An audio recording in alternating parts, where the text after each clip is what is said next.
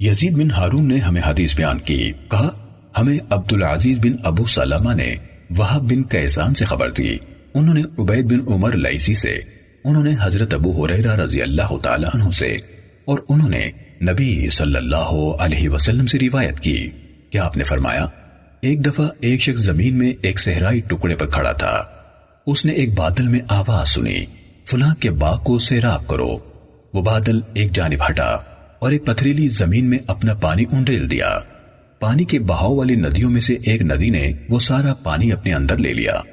وہ شخص پانی کے پیچھے پیچھے چل پڑا تو وہاں ایک آدمی اپنے باغ میں کھڑا اپنے کدال سے پانی کا رخ اپنے باغ کی طرف پھیر رہا ہے۔ اس نے اس سے کہا، اللہ کے بندے، تمہارا نام کیا ہے؟ اس نے کہا، فلاں، وہی نام جو اس نے بادل میں سنا تھا۔ اس آدمی نے اس سے کہا، اللہ کے بندے، تم نے مجھ سے میرا نام کیوں پوچھا ہے؟ اس نے کہا، میں نے اس بادل میں جس کا یہ پانی ہے کسی کو یہ کہتے ہوئے سنا تھا، فلاں کے باغ کو سیراب کرو، تمہارا نام لیا تھا، تم اس میں کیا کرتے ہو؟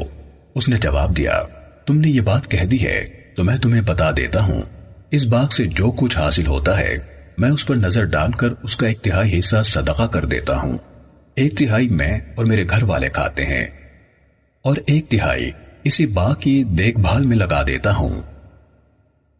صحیح مسلم حدیث نمبر 7473۔